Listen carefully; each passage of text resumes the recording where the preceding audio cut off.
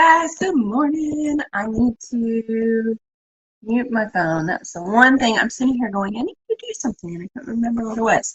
All right, so today we are talking about high protein, high fat diets.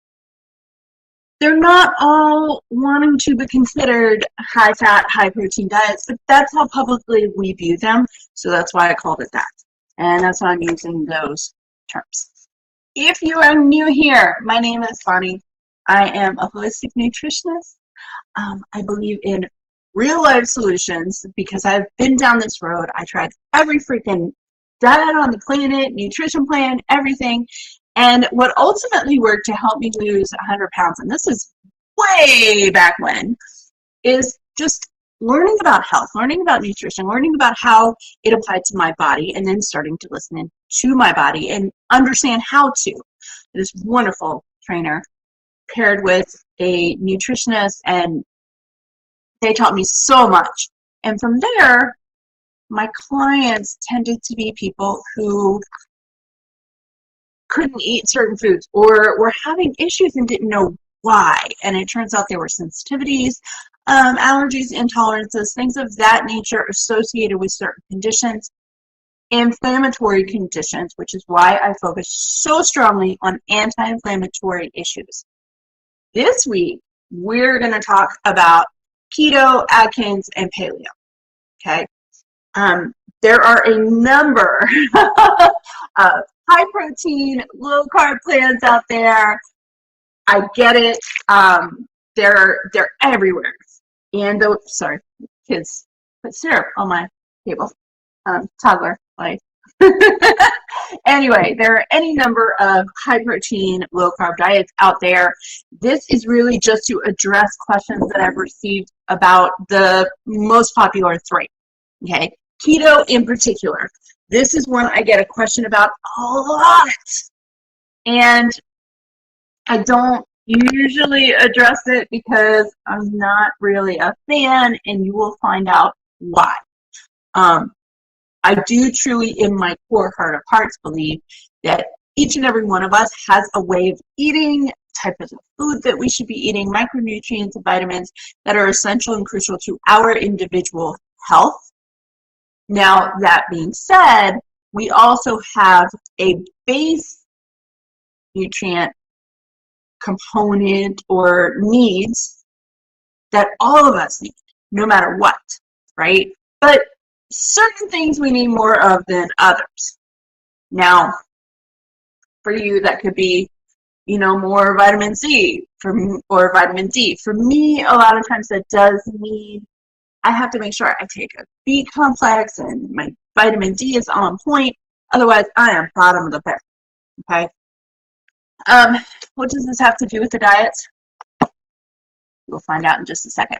Now, if you are new here, just a heads up, I always have notes, and I have a lot of notes today because there's some intricacies within each one of these that I want to make sure to mention. My ADHD will send me on tangents, and if I do not have notes to keep me on track, you and I will be talking about something completely different. And that's not why you're here. You're here to learn about keto, paleo, Atkins, what they have to do with healthy lifestyles. And are they for you? Are they not for you? is there a way to incorporate them healthily into your diet without having to endure what is called the low carb flu? It's kind of funny because in holistic science, there's something called the healing crisis. And the philosophy behind the healing crisis is the path to illness must be reversed.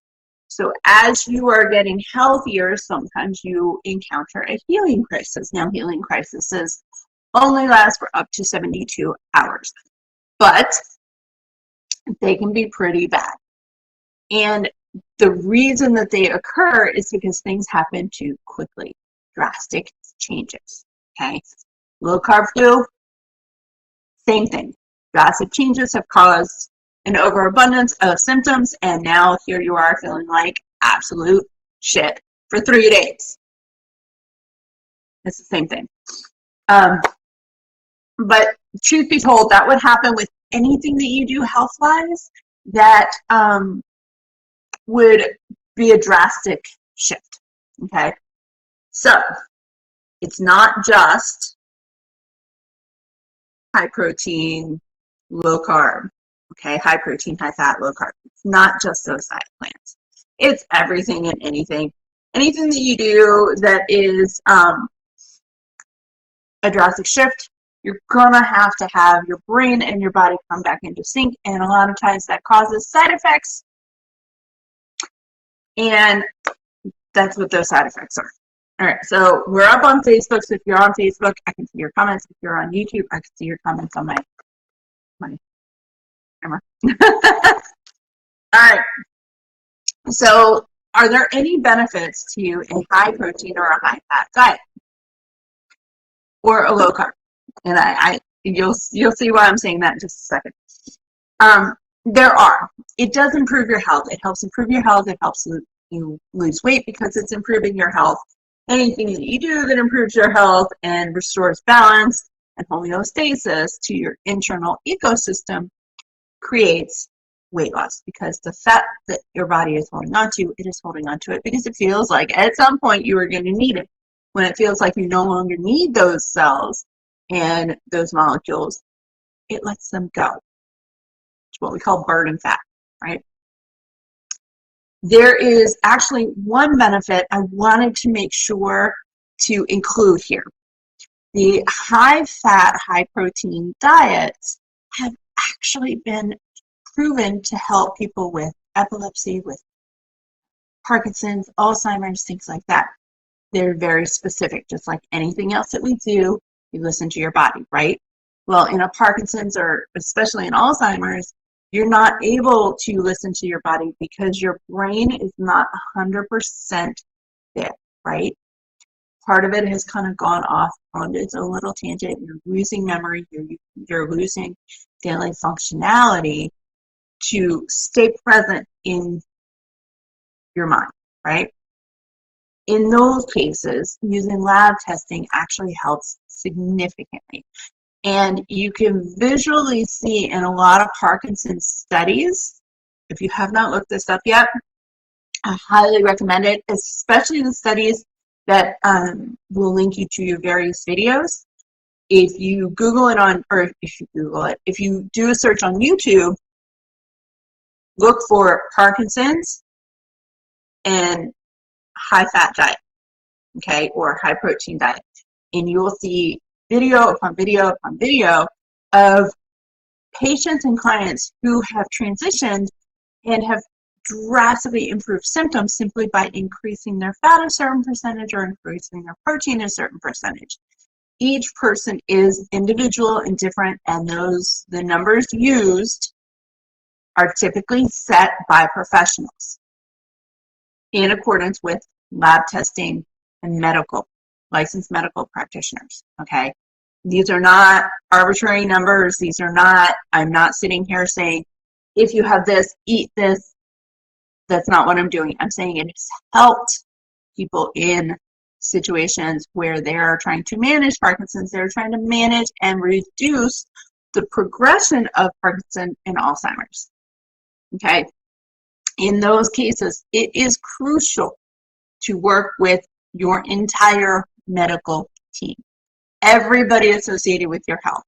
Because if you go off and do something on your own, but you don't talk to your medical team, then you can actually put yourself in a detrimental situation versus actually healing and helping.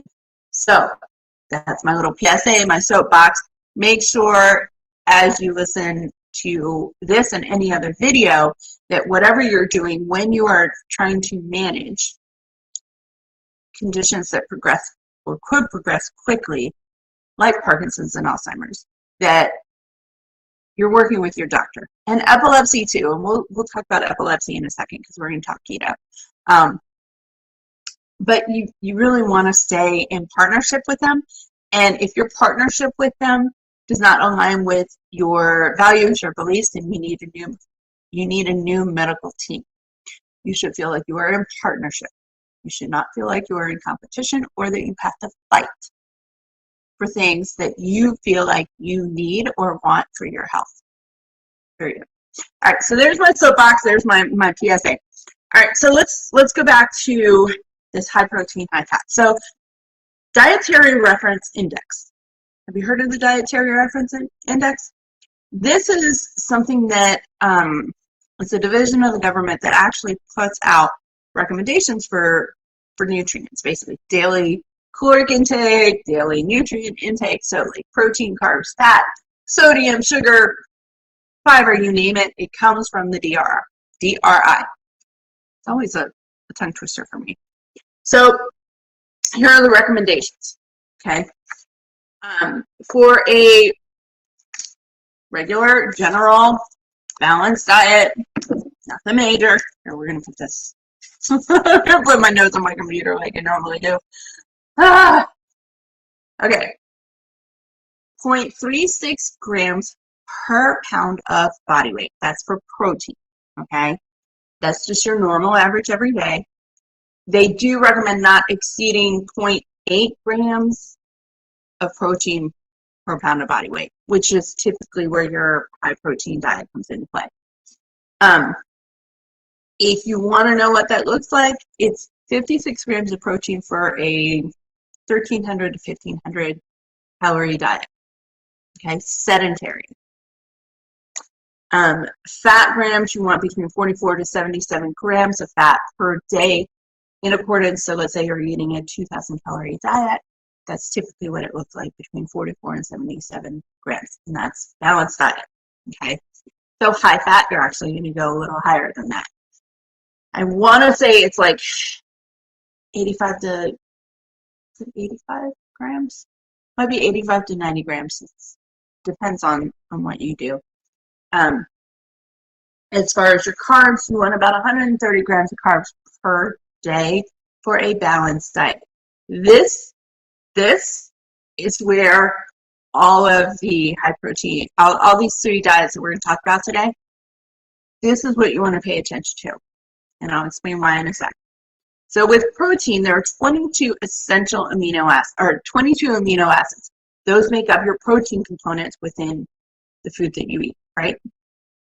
Or basically within anything. But there are 9 essentials that we only get from food. Our body cannot make this from any other source. It has to directly come from food.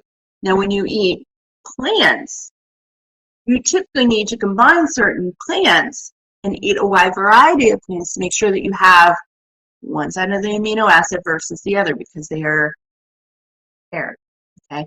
They're a chain. If you don't have one, if you don't have both, you do not have a complete protein. So your body actually struggles to complete that protein, all right? That's why when people talk vegan and plant-based, we're promoting and pushing variety, because without that variety, without eating the correct protein sources, right, protein molecules, you can't pair up and create a complete protein.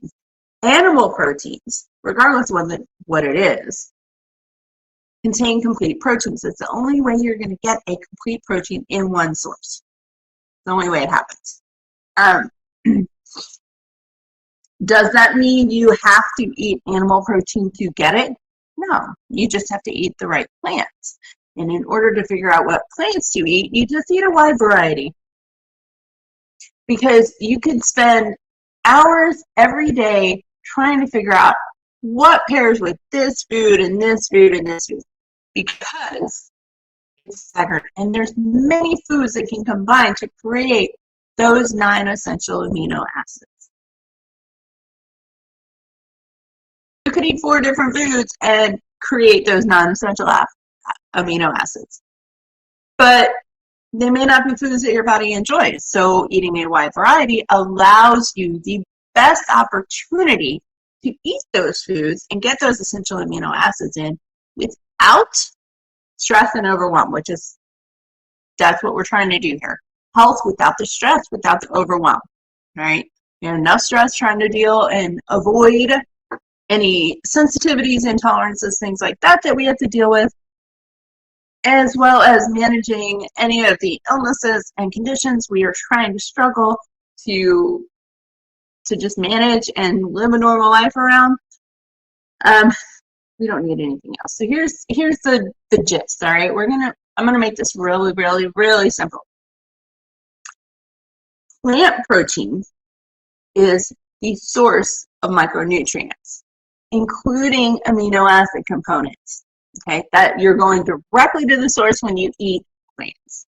When you eat animal products, that is metabolized micronutrients.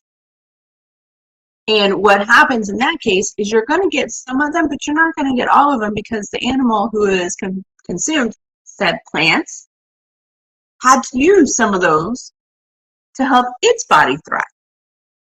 And some of those nutrients don't go into milk, animal milk. It doesn't go into animal muscle or into their fat cells that are attached to the muscle.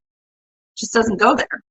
So we're not going to get everything that we need out of animal products versus plants. Okay. Now with amino acids and with this high protein diet, you do want to make sure that you are eating a very wide variety of fibrous foods. Okay. Nutrient dense foods. It's how we create the healthy top of the line animal products. It's how you and I should be eating to produce the top of the line human body for us. My homeostasis is different than yours. So for me, I need to make sure I have, a diet that is rich in nutrients that I seem to lack and struggle to absorb, right? Things that help me run around with the boys and do the climbing that I like and, just do everything that I like to do and I love to do and the things that involve and create my life. So that's the difference between plant and animal. It's part of the reason I harp on plant protein so much. So now, I mentioned low-carb flu, the low-carb flu, right? Those are where the side effects hit you. And usually it's within the first week or two of any of the 3 diets, okay? And just for reference, we are going over Atkins, we're going over Keto, and we are going over Paleo, okay? Yes, there are others. We're not going over those today. Headaches, dizziness, nausea, fatigue, lethargy, GI upset. You just feel off. Your joints ache. You're constipated. It doesn't usually mean that you have diarrhea. Diarrhea means that you have put too much in your system that is going to thin out, not bulk. Animal proteins actually contribute to bulk. Red meat is quite frankly the hardest for our body to digest because it doesn't digest in our mouth or our stomach. It digests in our intestines. Why sometimes when you swallow meat too whole, it feels like there's a rock in your stomach because there's a piece of meat in your stomach that hasn't been broken down yet. All right, so now keto is the only kind of caveat. So with keto, if you eat the original keto diet for too long, side effects actually are kidney stones and very serious, sometimes deadly, vitamin and mineral deficits. I'm not saying it that way to scare you away from it. This is reality. With keto, you have to be very specific and very on point. Why some people are so successful and some people aren't. Keto is not one of those plans that you can play around in. You either do it the right way, do it correctly, do it healthily, or you don't do it at all. Because if you try and play, that's where you're going to get hurt and that's where you're going to get sicker.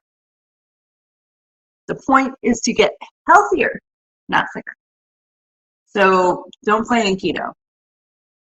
If it's something that you are interested in, do it or don't do it. That's it. If you're new here, I'm very into real talk. All right, so all of these plans use net carbs. What are net carbs? They are basically the formula.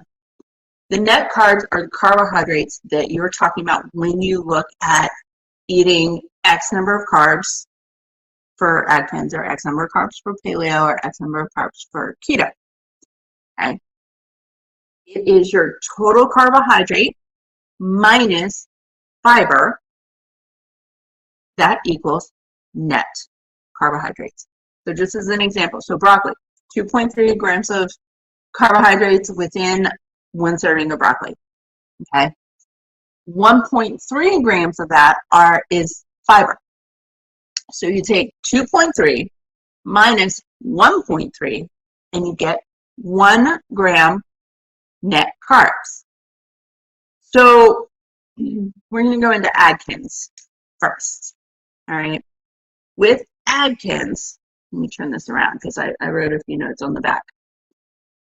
You want 12 to 15 grams of carbohydrates for your first phase. And we'll talk about the phase in a second. Okay. What this means is broccoli is only 1 gram of carbohydrate. It means that you can still eat vegetables, fruits, plants. Okay. But instead of saying, oh my gosh, you know, I ate this salad and my total carbohydrates in my salad were 40, 50 grams. It's possible, but how much of that was fiber? Typically, when you're looking at a 2-cup salad filled with a lot of fibrous foods, fibrous vegetables in particular, you're looking at somewhere between 8 to 10 grams of net carbs. Drastic difference, right? What happens to those excess carbs? Well, those are actually used for your nutrient. I'm thinking nutrient supply, and in my brain I see a factory. It's yeah. So anyway, so that contributes to your nutrient supply. So it supplies you your vitamins, your minerals, your nutrients that you actually need. It creates the fiber that you need to help your digestive system. Okay. It does not mean that you have to limit your carbohydrates. So Atkins, like I just mentioned, let's take a step back for a second. So Atkins was created in 1972. Okay, Dr. Atkins produced it, found that a lot of his patients were able to lose weight, improve their health, especially type 2 diabetic patients. He had a significant amount of success with it, wrote a book, it became popular, and here we are today. We have Atkins bars, we have Atkins creators, we have Rob Lowe on TV almost every day promoting the Atkins diet through his sponsorship and his connection to the Atkins line. I find it funny that, you know, one of our teen heartthrobs in the 90s, 80s and 90s is now still a heartthrob, just much older and doing commercials instead of movies. All right, so Atkins promotes itself as a low-carb diet plan, okay? The gist of it, and we're going to keep these things really simple. They're definitely very, very specific caveats that certain individuals need to follow. So if these are things that you're interested in and you want to make sure that you follow a healthy line, don't have anyone else to talk to, DM me. We will chat. I'm happy to answer questions any and every time. I truly believe I work with the people I'm meant to work with. That could mean that you and I just talk and you get questions answered. My goal is to help the billion women in this world.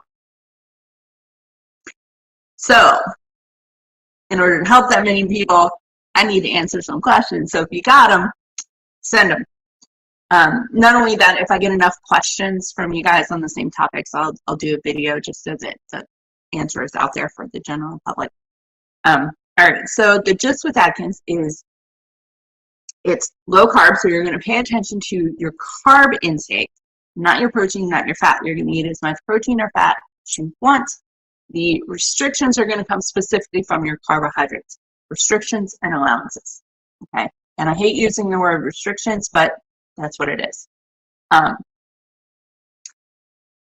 the funny statement that I found that was basically in everything that I read about Atkins, and and have read about Atkins over the years is you don't cut off the fatty pieces of meat. So if you're having bacon, you just eat the bacon. You don't just eat the meat or the bacon and cut off the fatty bits. There are diets. Guys, hold on. Hold on 1 second. No.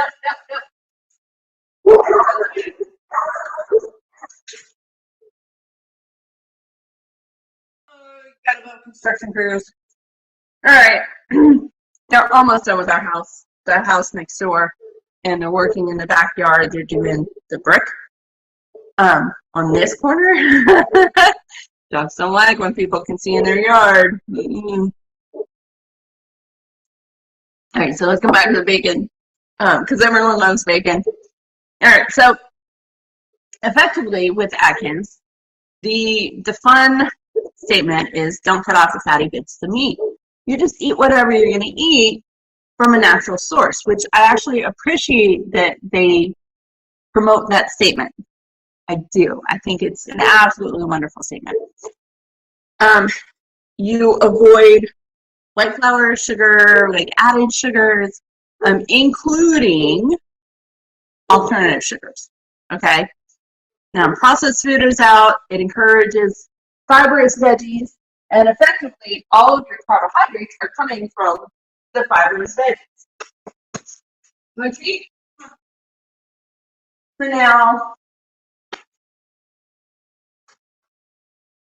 when you look at fibrous veggies, have you considered the fact that I'm saying veggies versus veggies and fruits? Fruits are considered your sugar. Okay, it's not added sugar, it's considered your sugar. Does it count towards your carbs? Absolutely. But once again, it's net carbs. There are some fruits out there that are packed full of fibers. A lot of the citrus foods out there, the dark leafy greens, the cruciferous vegetables. And I was going with fiber from fruit and ended up in vegetables. So citrus, a lot of the tropical fruits are amazing. They have a lot of fiber inside of them. Okay. So now with Atkins, it's a 4-phase program. It goes through 4 separate phases. Okay. First phase is induction. That's where you're starting off pretty drastic. This is the phase where you're going to feel that low carb flu if you drastically shift too quick. Like if today you're eating McDonald's and tomorrow you're on this, you're going to have the low carb flu. I used to tell people that whenever you're starting a new plan, whenever you decide that you're going to start a healthier plan, then you get the plan in place and you have a start date, which I still promote. I still say this. And then the day before, you go hog wild and you eat everything that you think you're not ever going to be allowed to eat. You will be allowed to eat it, but you get it out of your head. It is still an effective strategy, but I no longer recommend that the day before, specifically because of that healing crisis or low carb flu, whatever you want to call it. They're effectively the same, or they can be. Let me correct this because I'm about to make quite a few enemies with that statement. There are 2 completely different things that can feel exactly the same within your body. So whether you are venturing into Atkins, Keto, Paleo, whatever, plant-based, however your body decides you're gonna go, and you start feeling sick for 24 to 72 hours, it could be the low carb flu, it could be a healing crisis. Just kind of depends on where you're starting. Okay, what your state of health is. All right. So let's see if we avoided the frenemies. We'll find out. I'll let you know. Okay, so induction lasts 2 weeks. Within that 2 weeks, your net grams of carbs are only 10% of your diet. So, and you want 12 to 15 grams of those to be foundational vegetables. There's no fruit allowed within the first 2 weeks. The foundational vegetables are all of those nutrient-rich, dense foods with a ton of fiber in them. Green beans, broccoli, cruciferous foods other than broccoli, so like cabbage and cauliflower, asparagus, artichokes. Peppers are great to add just a little bit of zing in there. I don't usually see onions, but onions are actually they are packed full of fiber. So anything that is full of fiber, that's what you're looking for. So 12 to 15 grams, generally. Typically with 10% of your diet, you're looking at somewhere between 20 to 30 grams of carbohydrates. There's no limit to fats, and there's absolutely no fruit during the first 2 weeks, just like I mentioned. Your second stage is balancing. Okay, now this is where you keep your foundational vegetables at that 12 to 15 grams. You're allowed to add in berries, but you still want to maintain 10%. Your carbohydrate intake, net gram carbohydrate intake, stays at 10% of your diet. Okay, you are allowed more vegetables. Basically, you're increasing the amount that you can eat. So you're going for 12 to 15 grams of foundational vegetables, including or not including that 10%, right? So you can actually increase it just a little bit. Typically, that's between 10 to 15% within the balancing stage. Okay, and you're supposed to stay in that until you reach 10 pounds of your goal weight. Okay. You notice I didn't mention grains, starches, cereals, flour, anything like that. None of that. Induction and balancing, none of that. So if you are looking to lose 100 pounds like I did, that could take a year. Okay. And once you're within that 10 pound of your goal weight, now you're going to start reintroducing grains and starches and all of the other foods that you have not eaten so far. So that you can go into maintenance. Now this is called pre-maintenance. And I love that they separate maintenance from your introduction, your reintroduction of all these foods. Here's why. Because when you, regardless of what you eat a certain way for weight loss, right? Improving health, restoring health. And then you have to somehow go from this restoration period to a rejuvenated phase, right? Your maintenance phase. This is where you've restored your health, you've restored your balance, you've lost any excess weight that you don't need to hold on to. Okay, you've let it all go. And now you need to figure out how to maintain your healthy lifestyle. Well, that's called pre-maintenance. In Atkins, they actually give it a phase and a name, and this is your reintroduction period. Starchy foods come back, sweet potatoes, things like that. I think that's my only complaint with Atkins is I really do think that sweet potatoes are kind of a superfood in that if you're craving sweet, which happens, and eating more fruits and vegetables doesn't help to provide you energy. Protein doesn't help.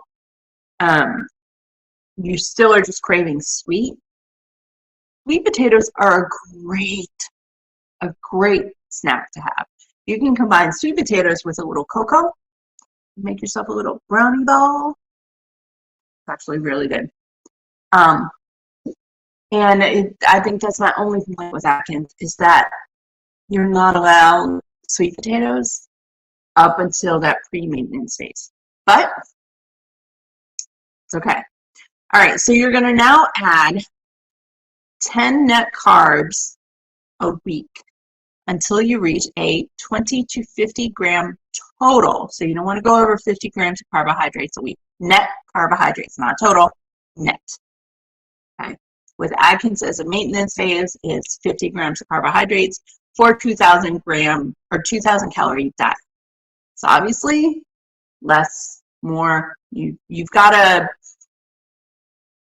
take into account how many calories your body actually needs. If you need to eat more than 2,000 calories to sustain the health that you're now in, to sustain your body, then that number is going to either increase or decrease. Okay. And effectively, you just stay there for a lifetime. And the joy of having this go through 4 separate phases is it's actually an easier transition into maintenance. It doesn't feel like you've shifted into a phase. It's just all of a sudden you're just maintaining and living life. And that's it. Now, if you add 10 grams of carbohydrates each week until you hit about that 50-gram carbohydrate, you know that only takes about 4 to 6 weeks, which a reintroduction is typically 4 to 6 weeks. So, not too shabby, huh? All right. Next up is Paleo. Now, this is kind of going through several different stages. The gist behind Paleo is, and I have to read this word because my brain does not compute to my mouth when I see this, or when I see the word in my head. Paleolithic era diet. Okay, so effectively what the paleo diet is, it's the caveman diet, it's the Stone Age diet. The belief is that as human beings, the modern diet does not align with what our body and our brain, evolutionary speaking, it doesn't align with the way we should be eating, the foods that we should be eating. Okay, we were hunter-gatherers, so therefore we should eat foods that are not farmed. All right, beans, farmed. Let me see, grains, farmed. Sugar, salt, coffee, dairy, and alcohol. Alcohol comes from grains typically, all farmed. So effectively, those are the foods that you avoid when you are eating a paleo diet. Okay. The term paleo diet actually was derived in 2002. Okay. Prior to that, I think it started out, I have it written down, started out as a Stone Age diet in 1975. Walter Vogtlin, you know how to say that, and I've mispronounced it, let me know. Created, or at least publicized, this philosophy in 1975. 1985, Stanley Boyd Eaton and Melvin Konner changed the verbiage to caveman, right? Same thing as caveman. And then in 2002, Dr. Lauren Cardin made it paleo diet, and that's where it's stuck. The Atkins plan, the paleo diet, they've all played a part in keto being where it is today. We'll get there. We're talking about paleo first. Now, the baseline gist of paleo, this is, I think, personally, I think this is the easiest one of these 3 to follow, because effectively you're just avoiding processed foods and foods that would be farmed. Okay, it's easy to see what they are, and it's much easier, less stressful, not as overwhelming to kind of transition that. No worries, chickadee. So it's easy to just transition into a healthier lifestyle, you know, using a paleo diet. It's one that it's pretty easy to just kind of transition into.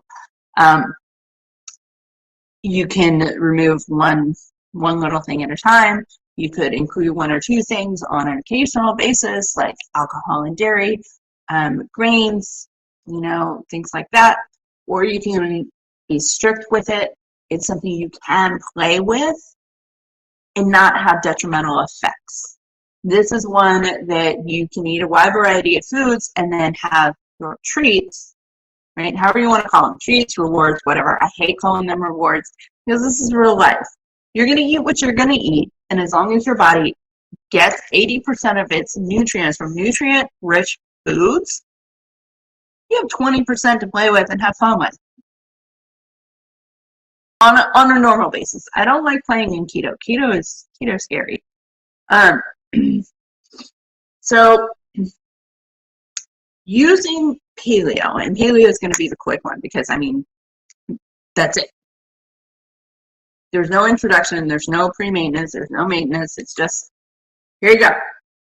Start avoiding processed foods, start eating healthier foods that come from the earth, come from the ground, that were not farmed. This does not include animals. What they're talking about with animals and animal protein and sources of nutrients with animals is getting it from wild animals, so wild caught fish, range raised, farm raised, open air raised livestock. Okay, it's the philosophy that we were hunter-gatherers and therefore we should eat as hunter-gatherers today, because the shift from hunter-gatherer 2.5 million to, was it 2.5 million to 10,000 years ago. So the shift from hunter-gatherer to farmer 10,000 years ago, and then now today, you know, with all the modern advances, and really, if you think about it, 100 years ago, we really didn't have a lot of these foods that we see today, a lot of the fast foods, things like that.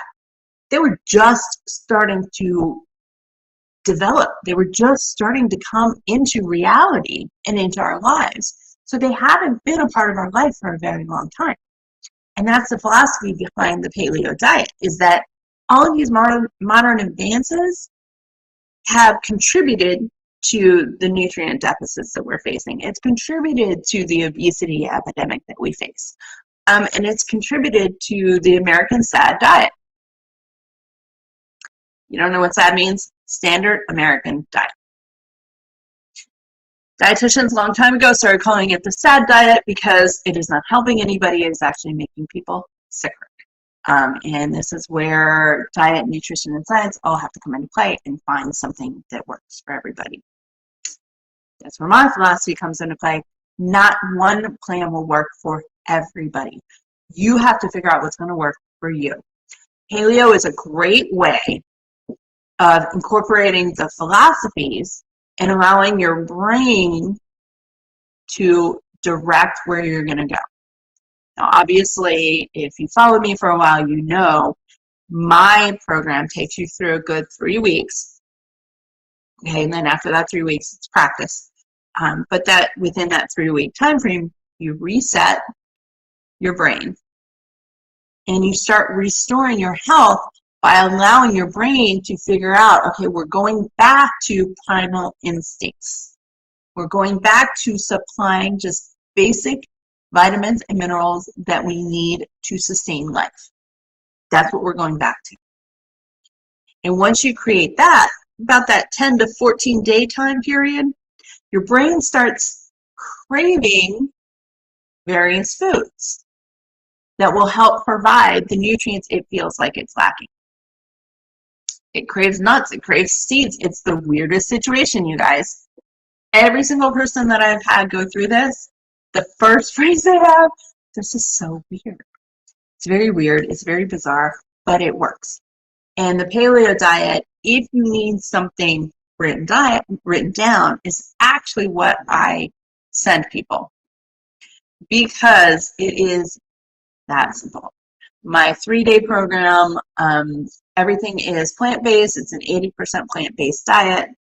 And, you know, even my monthly meal plan, it's 80% plant-based.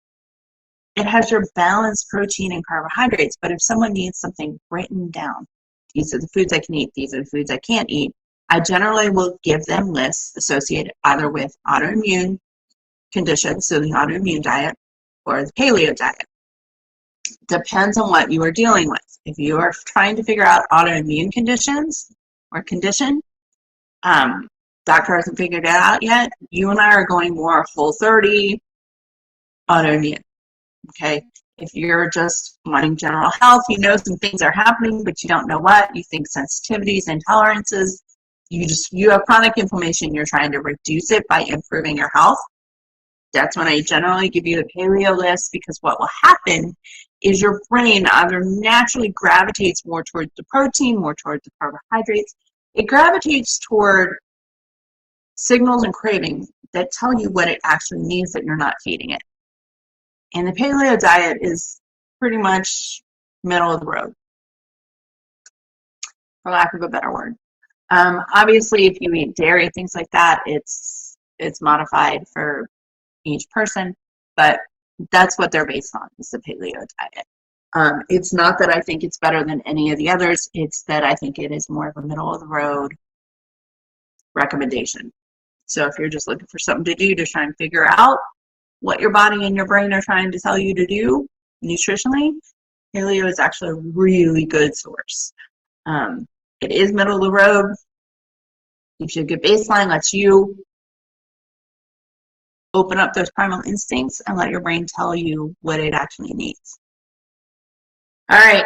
The topic I love and hate talking about. And if you have made it this far, this is going to be a minute. All right, we are going to talk about keto. Keto is very controversial. Very controversial. My only issue, and I won't say only issue, I have major issues with keto. I do. And I'm very open to it.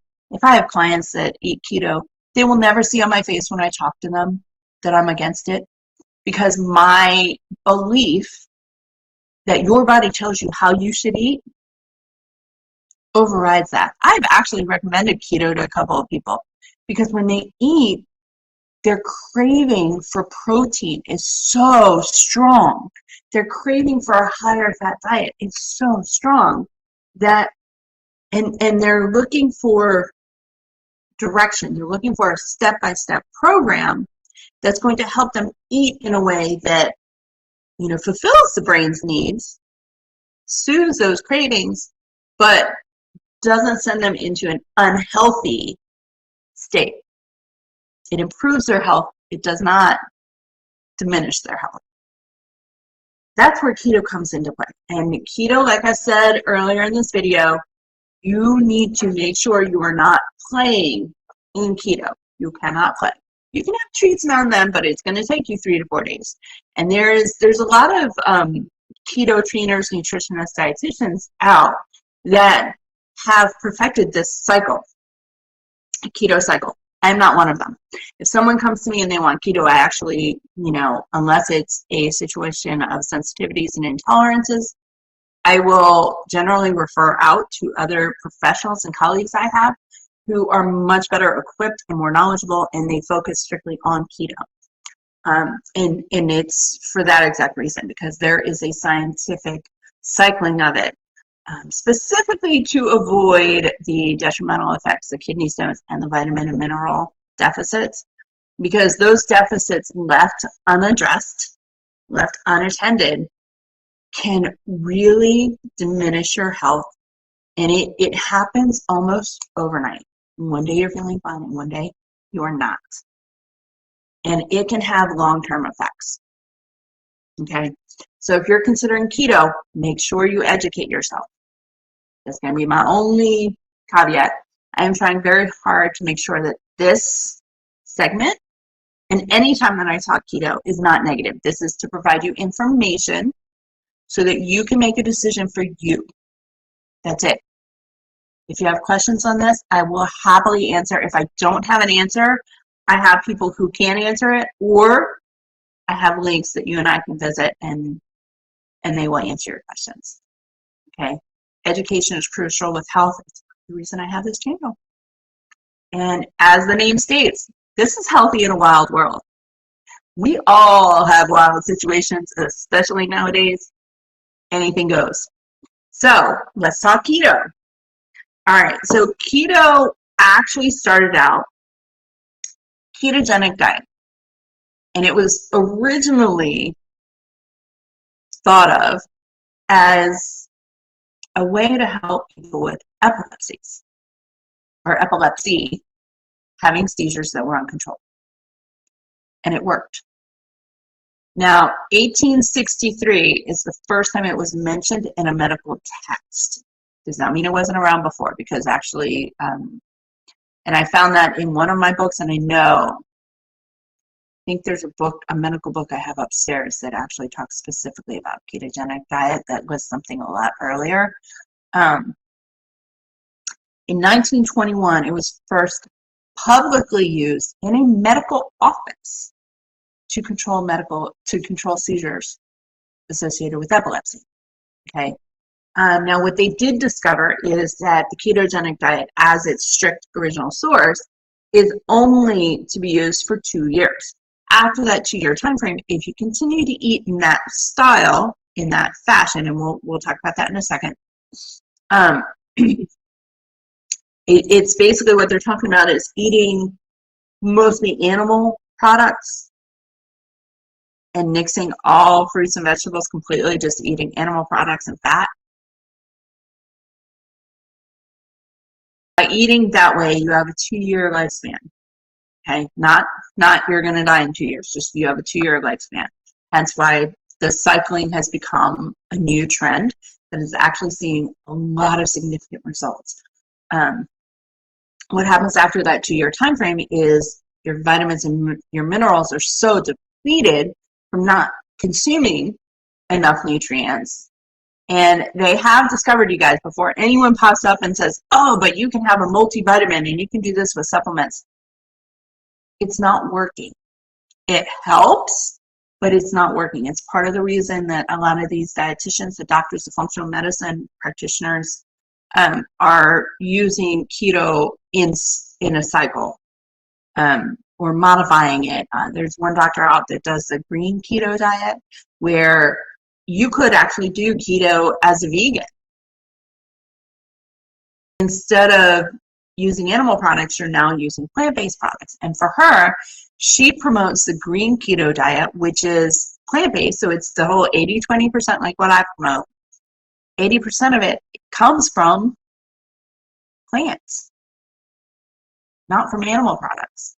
So this is another way to make sure that you're still getting those vitamins and nutrients, but you're getting the higher fat content within your diet. And keto in general, not only has it been found to help reduce seizures, but it's actually helped patients with Parkinson's, patients with Alzheimer's, patients with traumatic brain injuries that need to heal and recover, severe brain injuries. There's a number of studies on it. If you get the chance and you're interested, I highly recommend researching it because it is coming out as a viable health method, okay? Way of eating, way of life. So now, what does keto actually mean? Ketogenic came about because what it does is it uses ketosis. And ketosis is a metabolic state where, and I had to write down the verbiage for this, it forces your body to use fat for energy production instead of using carbs. Now, the keto diet is high-fat, extremely low-carbohydrate diet, okay? What you're talking about with long-term keto, okay, maintenance keto, and they don't call it maintenance, there's no phases, it's just keto. I'm not sure what the cycles are called. But they're talking about consuming 20 to 50 grams of net carbohydrates. Remember, net carbohydrates are your total fat minus fiber, net carbohydrates. So you could technically eat a lot of fruits and vegetables, but not have it drastically impact that number. What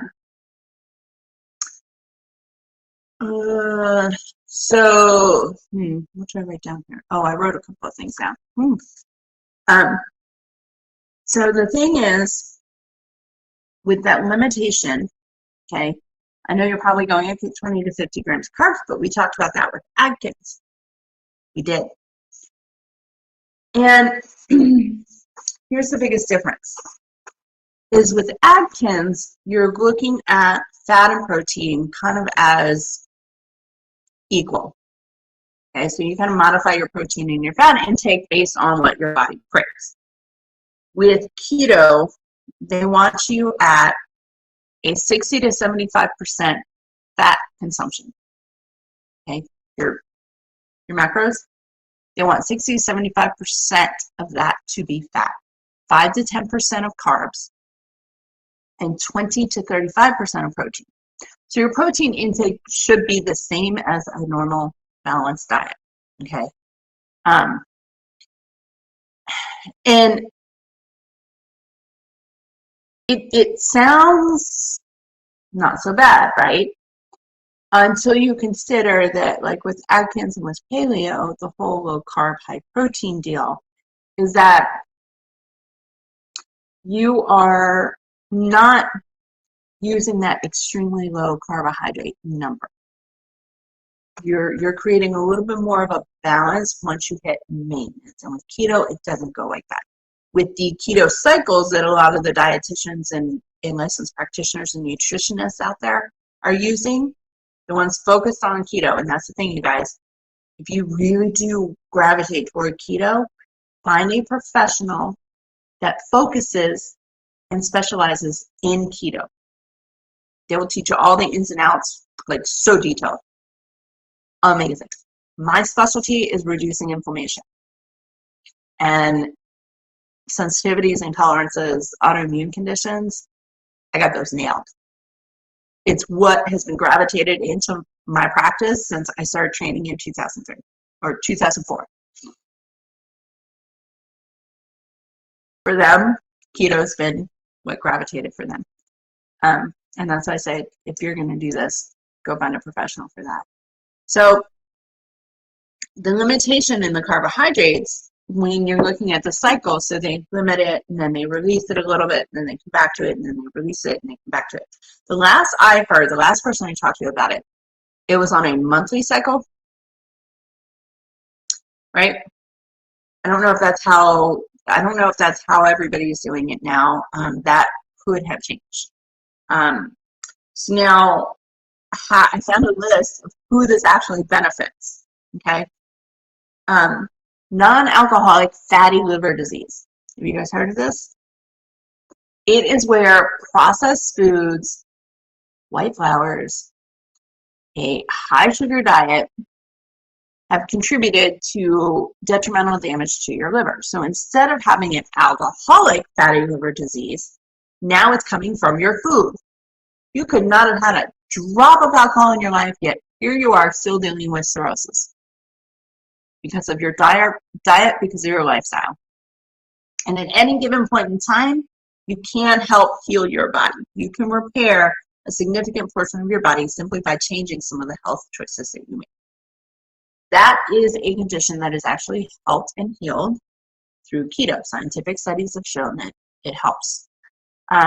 Type 2 diabetes, but any of these three, type 2 diabetes, it's helped. The thing with type 2 diabetes is effectively managing your glycemic index on foods is what helps you the most. And that's why these three, Atkins, Paleo, and Keto, that's why those are included in diets that help with type 2 diabetes. And it's why it's one of the number one things that they recommend, because ultimately you are managing and stabilizing your glucose consumption. And it's stabilizing, balancing blood sugar. High blood pressure is questionable with these. This is really a situation where you want to talk to your doctor or talk to a nutritionist, talk to a dietitian. Some doctors actually don't have much of a nutrition background. Do you know that they're only recommended to attend a seminar about nutrition? They don't have to attend a class about nutrition. My degree is in complementary alternative medicine. My minor was holistic nutrition. And I had to take, I think, 8 or 9 classes over the last 2 years. I had to take a lot of classes, you guys. A lot of classes. Chemistry-based, biologically based. And I'm in a holistic health field. So when you're looking at dietitians and nutritionists who are getting their nutrition dietitian degree, they're getting a lot of nutrition. Our licensed practitioners have to attend a seminar. So when you're looking at something like this, if your doctor has not educated themselves, then you want to definitely see a professional for this, because with high blood pressure, especially with keto in the beginning stages of Atkins, you're effectively adding to your LDL content or intake. You don't want a situation to get worse. You don't want to get sicker. You want to get better. And in those situations, it could be very detrimental to consume foods that are going to increase cholesterol, LDL cholesterol, even temporarily. Okay. What I find funny is the keto does help PCOS, it helps IBS, SIBO situations, epilepsy, mental health, migraines, brain health, brain health. It puts all that healthy fats that our brain just loves. Loves. All right. So now, last week, we talked about intermittent fasting. And this week, I promised to talk to you guys about how keto and intermittent fasting are connected. Because typically when you see intermittent fasting, it's automatically paired with keto. It does not mean you have to eat keto if you're doing IF. It doesn't. So intermittent fasting, the philosophy behind that is that by having a fasting phase as well as a consumption phase, so the fasting phase being larger than the consumption phase, or at least having some sort of a cycle, you're reducing inflammation, chronic and acute, you're improving brain function, you're regulating blood sugar easier,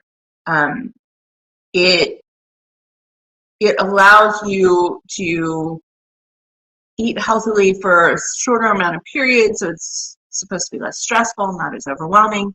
Some people actually find the opposite, but if it's for you, it's actually easier. And it's an easier way of eating, okay, and of looking at diet. So now the connection between IF and keto is this. With keto, you're attempting to reach ketosis, right? Ketosis, if you remember, is using a metabolic process that burns your fat during fasting periods, or burns your fat as fuel, not necessarily carbs, okay? Biologically, we're going to burn the carbs anyway, but it is possible for your brain to use the fat cells versus just carbohydrates to produce energy and go from there. Now, with intermittent fasting combined with keto, you have a fasting period. So ketosis can actually be reached quicker if you are choosing to eat in a keto diet lifestyle. Okay, you're choosing keto lifestyle, you can pair it with intermittent fasting, and it will actually help you reach ketosis faster because you have a designated repair, rejuvenation, restoration period, aka fasting period. What happens during that period is you need a repair cycle, you need a restoration cycle. For some of us, we need a longer restoration cycle. Talked about it last week, we're not going to harp on it any more than that. So the whole gist between the combination of the two is that it specifically promotes thermogenesis. Now, thermogenesis, and yes, I had to look at that because it's one of those words. If I said it, you'd hear gibberish. But thermogenesis is the heat production within our body. So it does burn calories, to produce energy, but that heat process is also responsible for heating our bodies when we're too cold. Okay, it's not just associated with that; it's associated with multiple things. It helps you. It's actually responsible for fevers when you get sick because your body is trying to burn off and burn up the invaders trying to get you sick and trying to keep you sick. That's why you have a fever, because your body's trying to burn out those guys. It's like lighting, a village on fire, trying to burn up all the cells that are attacking you. So the one thing that I discovered when I was looking this up to make sure I had my talking points is combining keto and intermittent fasting together is responsible. During an 8-week study, they had 2 groups. One used IF, one did not. Okay.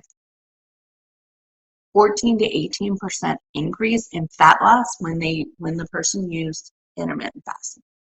There was also something interesting within that study where it talks about psychological evaluations, and the psychological evaluations were healthier in the group that combined IF and keto versus the group that did not use intermittent fasting. Might be something there. my whole big shtick for anything that I do is to keep it easy, to keep it seamless, and to keep everything into that natural flow.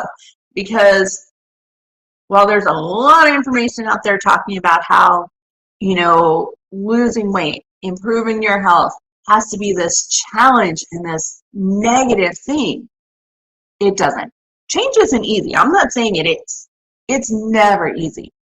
But there is so much out there available to us to choose. And we're all unique individuals, right? We're talking about Paleo, Atkins, and Keto today. Last week we talked about intermittent fasting.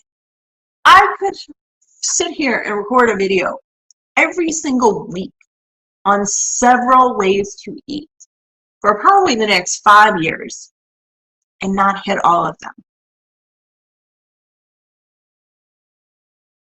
Because we're all unique individuals. If you find yourself gravitating towards one versus the other, using the philosophy that you're making one small change here and there, right? So the first week or so, you're making a change. You know that you've gravitated toward this way of eating or that way of eating. Great. Let's direct you in that way, help hit reset, and gravitate you that direction. And then in 2 weeks, let's see where your brain's taking you. You could be delving directly into keto or directly into Atkins or into something else. The blood type diets out there.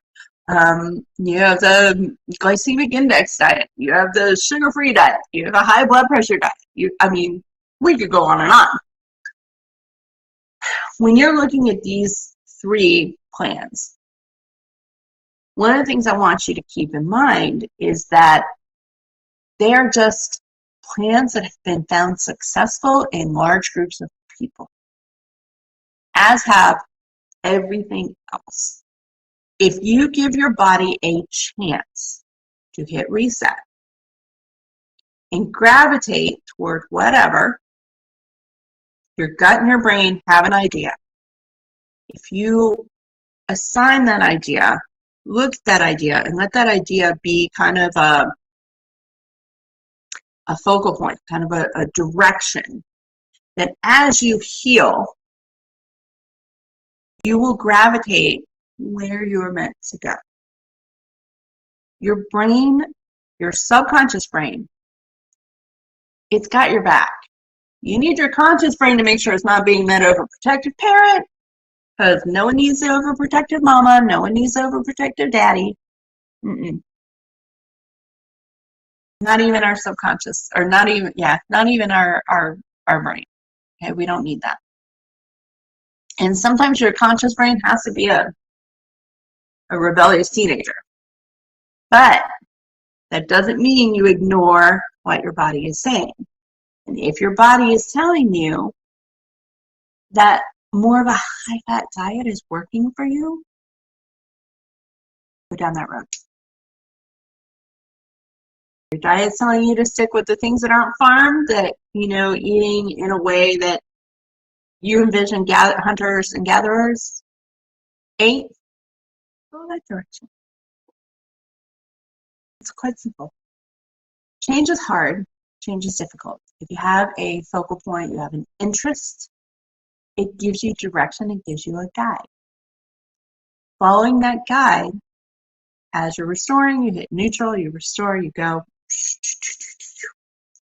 into those phases. Any of these 3 diets have been found to be very successful long-term, if done in a healthy way, if they are incorporated into your life in a healthy manner.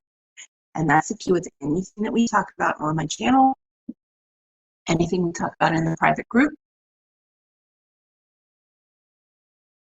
Easy, stress-free, not overwhelming. Keto, Atkins, and Paleo are pretty simple. And the differences between them, the similarities between them, they're there. But like anything else, very unique plans, very unique diets. You're gravitating towards one versus another, go for it. As always, if you have any questions, let me know. Just as a summary wrap up, Atkins is the plan that has 4 phases. You start out pretty strictly, and after talking about keto, some of you might be thinking, well, wait, it sounds very similar. It is. You go into balance, stabilize there, restore your health, lose your weight, get to healthy body. Okay, healthy body, healthy mindset. From there, transition into reintroduction, which is your pre-maintenance, and then maintenance. Paleo is where you're eating a diet that is reflective of the hunter-gatherers that we were in the Paleo Paleolithic era. I'm telling you guys, my brain. And with keto, it's eating a high-fat diet, but eating it in a way that is healthy for you. Don't go down the unhealthy path. Unless you're directed by a licensed practitioner that understands what they're doing nutritionally, and it is associated with improving some sort of a brain condition or health condition. Be careful with it, because it is one of the plans that can be very detrimental. So teach yourself. Learn the ins, learn the outs, and go have fun with it. All right, you guys. I will chat with y'all later. I hope this was informative and helpful. I know it was a little longer than our usual, but lots of information in here. I will put chapters up this week. I know I've kind of slacked on that, so I'm going to get started on the background. But with this one in particular, I will get you some chapters this week so that you don't have to listen to the whole thing. You can jump from one to the other. All right? Sound like a plan? Sweet. You got questions? Let me know. Feel free to pop into our Healthy in a Wild World Facebook group. We've got some discussions that take place after these are posted generally. You'll find meal plan on there, as well as recipes, etc. If you ever need help with trying to accommodate or trying to modify those recipes so that it aligns with whatever diet plan you choose to follow, please let me know. I'm happy to help you figure out how to do that. A lot of times it's really simple. So, all right, guys. Bye. Have a good Monday.